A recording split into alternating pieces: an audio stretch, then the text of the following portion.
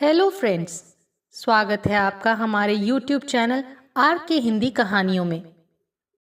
आज की कहानी है विरासत। आती है तो खोई खोई सी रहती है। भाई बहन के साथ की वो धींगा मस्ती भी अब नजर नहीं आती। छोटे भाई बहन को कभी कभार आइसक्रीम खिलाने ले जाना, कोई पिक्चर दिखाना या शॉपिंग के लिए ले जाना, सब रूटीन वे में होता है। आज तो उसने हद ही कर दी। मैं उसकी पसंद का मूंग की दाल का हलवा बनाने में व्यस्त थी।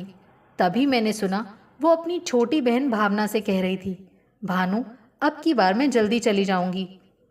तेरे जीजा जी आने वाले हैं। कैंटीन का खाना उनको बिल्कुल सूट नहीं करता। आज शाम को बाजार चलते हैं, मुझे मम्मी जी की साड़ी भी लेनी है। ये मम्मी जी कौन है? आपको बताने की ज़रूरत नहीं है। वही हैं जो ससुराल जाने पर हर लड़की की अधिकार पूर्वक मम्मी जी बन जाती हैं, चाहे वो उसे असली मम्मी की तरह माने या ना माने। मैं गलत नहीं कह रही हूँ। पिछले 10 दिनों में मुझे वायरल फीवर भी था। थोड़ी कमज़ोरी भी महसूस कर रही थी, पर उस कॉलेज से जहाँ मैं पढ़ा रही थी मैंने छुट्टी ले ली थी। मुझे बस एक ही धुन थी कि बेटी को वो सब चीज़ें खिला दूँ जो उसे पसंद थी, और वो थी कि अपनी बहन से जाने की जल्दी बता रही थी जब मैं अब उसके लिए कुछ नहीं थी। तभी मैंने ये भी सुना, भानु, इस सितार पर तो धूल जम गई। तू क्या इसे कभी नहीं बजाती? मैं तो पहले ही जानती थी कि तू साइंस की स्टूडेंट है। भला तुझे कहाँ समय मिलेगा सितार बजाने का? माँ से कहकर मैं इस बार ये सितार लेती जाऊंगी। मैं वहाँ क्लास ज्वाइन करके सितार बजाना सीख लूँगी। वैसे भी अकेले बोर होती हूँ। हलवा बन चुका था, पर कढ़ाई कपड़े से पकड़कर उतारना भूल गई तो उंगलियां जल गईं। अब किसी को बुलाकर सितार पैक कराना होगा, जिससे लंबे सफ़र में कुछ टूटे फूटे नहीं। बेटी है ना, उसके जाने के ख्याल से ही मेरी आंखें भर आई थी। मैंने जल्दी से आंखें आंचल से पोंछ ली। लगता है मेरी बेटी अपनी सारी चीज़ें जिनसे मेरी यादें जुड़ी हुई हैं मुझसे दूर कर ही देगी। पिछली बार जब वो आई थी, मैं उसके रूखे घने लंबे केशों में तेल लगा रही थी कि अचानक मैंने सुना, माँ, मैं वो मसूरी वाली पोर्ट्रेट ले जाऊं जो आपने एम्ब्रॉयडरी कंपटीशन के लिए बनाई थी। वही वाली जो आपने प्रथम पुरस्कार पाने के बाद मुझे मेरे जन्मदिन पर प्रेजेंट कर दी थी। मम्मी जी उसे देखकर बहुत खुश होंगी। आपने कितनी सुंदर कढ़ाई की है। पहाड़ लगता है बर्फ से भरे हैं। मैं हाँ कहने में थोड़ी हिचकिचाई। कितने पापड़ बेलने पड़े थे उस तस्वीर को काढ़ने में। कितने प्रकार की स्टिचेस सीखनी पड़ी थी उसे पूरा करने में। और वो मुझसे लेकर उसे अपनी मम्मी जी को दे देगी। पर कोई बात नहीं, मैं तो उसे खुश देखने के लिए अपनी कोई भी प्रिय वस्तु देने को तैयार थी। ये तो फ्रेम में जड़ी केवल एक तस्वीर ही थी।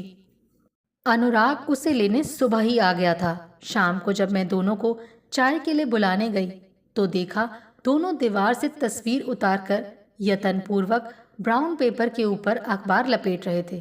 मैंने दीवार की तरफ देखा, कितनी सूनी बदरंग सी लग रही थी, ठीक उसी तरह जैसे कामना के चले जाने के बाद उसका कमरा लगता था। मैं बिना कुछ बोले तेज कदमों से वापस लौट आई। कब सुबह हुई, जल्दी जल्दी नाश्ता हुआ, फिर साथ ले जाने का खाना पैक हुआ और कामना विदा हो गई। पता ही नहीं चला। भावना सिसक रही थी, दीदी जल्दी आना। मैं चुपचाप उसे देखती रही जब तक वो आंखों से ओझल नहीं हो गई। हर बार की तरह तीसरे चौथे महीने कामना नहीं आई। मैं सोच सोच कर परेशान थी कि क्या कारण हो सकता है उसके ना आने का। तभी उसकी मम्मी जी का एक छोटा सा पत्र मुझे मिला। अत्यंत प्रसन्नता से आपको सूचित कर रही हूँ कि हम दोनों की पदोन्नति हो गई है, यानी कि आप नानी और मैं दादी बनने वाली हूँ। कामना को एकदम डॉक्टर ने बेड रेस्ट बताया है, इसीलिए कुछ महीने बाद ही जा सकेगी वो।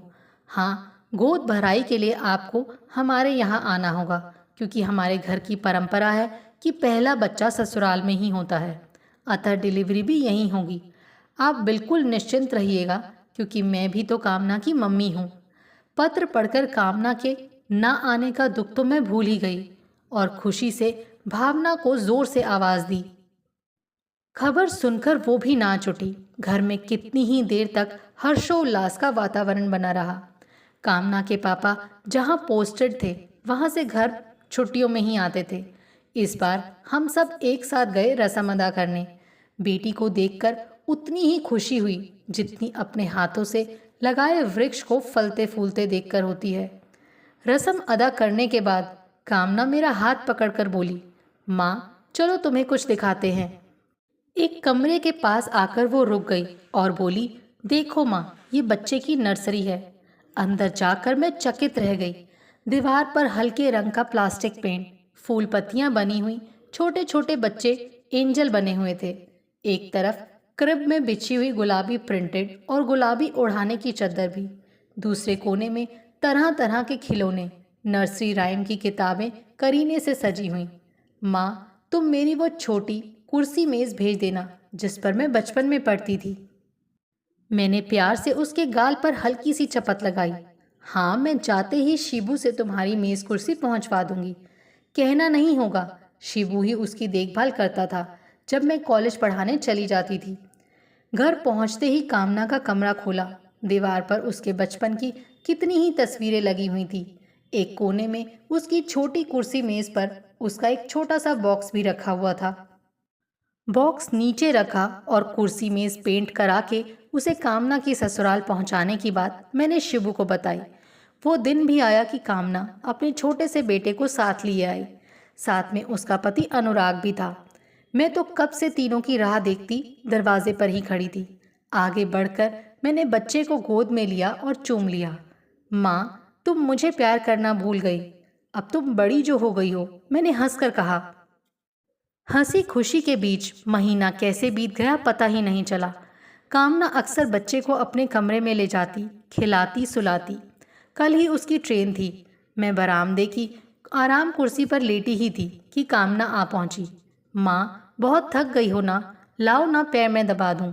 और हाथ में ली हुई फाइल उसने पास की कुर्सी पर रख दी। पर मैंने अपने पैर समेट लिए थे। अरे, मैं तो ऐसे ही लेट गई थी। तभी बेटे के रोने की आवाज़ सुनकर वो चल दी। उत्सुकतावश मैंने फाइल उठा ली। देखने में पुरानी किंतु नए रंगीन ग्लेस पेपर रिबन से बंधी हुई। मैं सीधे बैठ गई। अंदर लिखाई जानी पहचानी सी लग रही थी। फाइल में कितनी ही कटिंग थी, समाचार पत्रों की, कॉलेज की पत्रिकाओं की, मेरी लिखी हुई टिप्पणियां भी थी। हाँ, वो पहली कटिंग भी थी जब कामना 8वीं में पढ़ती थी। मुझे याद आ गया, कामना 100 मीटर की रेस में भाग लेने वाली ही थी। कितनी ही बार वो खेलों में भाग लेकर पुरस्कार भी पा चुकी थी। पर उस दिन उसके पैर में भयानक दर्द था। कुछ मलहम मला, सिकाई की, दवाई खिलाई, पैर में कसकर पट्टी बांधी, पर उसके पैर के क्रैम्प नहीं गए। उधर उसकी जिद थी कि वो रेस में भाग जरूर लेगी। मुझे भी अपने कॉलेज पहुंचना जरूरी था। मैंने शिबू द्वारा थर्मस में गर्म दूध में कॉफ़ी डालकर और एक नोट लिखकर भेजा, बेटी कामना, रेस में हारकर दुखी मत होना। जीवन में ऐसी बहुत सी रेस आएंगी और तुम जरूर जीतोगी। तुम मेरी रानी बेटी हो ना, हारने पर मन छोटा मत करना। मैं जब कॉलेज का काम खत्म कर कामना के स्कूल के सालाना स्पोर्ट्स देखने पहुंची तो कामना अपनी कक्षा की लड़कियों के साथ पिरामिड बनाने में लगी थी। सबसे ऊपर वही थी। तालियों से मैदान गूंज उठा। मुझे सुकून हुआ कि मेरी बेटी हार कर भी निराश नहीं थी। खेल खत्म होने पर जब वो मेरे पास आई तो उसकी आंसू भरी आंखों को मैंने चूम लिया। इसकी कटिंग भी थी। ऐसे ही कितनी कटिंग काट कर उसने संजोकर करीने से लगाई थी। अक्सर हम दोनों ही व्यस्त हो जाते थे, दूर हो जाते। मैं कभी परीक्षा लेने दूसरे शहर चली जाती तो मेरी अनुपस्थिति में उसे ही घर सुचारू रूप से चलाना है, मैं उसे लिखकर भेजती। लौट कर देखती कि वो थोड़े ही दिनों में और भी बड़ी हो गई है। किसी को मेरी याद तक नहीं आती थी। कामना जो घर में थी उन्हें संभालने के लिए मैं तल्लीन होकर पेस पलटने में लगी थी कि तभी कामना आ पहुंची। एक शरारत भरी हंसी उसके अधरों पर फैल गई। माँ, अपनी फाइल ले जाऊं मैं? मैंने उठकर उसको सीने से लगा लिया। कौन कहता है कि बेटियां अपने उस घर के लिए बटोरती ही रहती हैं। सच तो ये है कि ये बेटियां ही तो माँ बाप की सिखाई हुई अच्छी अच्छी बातों की विरासत से अपने उस दूसरे घर को भी प्रकाशमान करती हैं।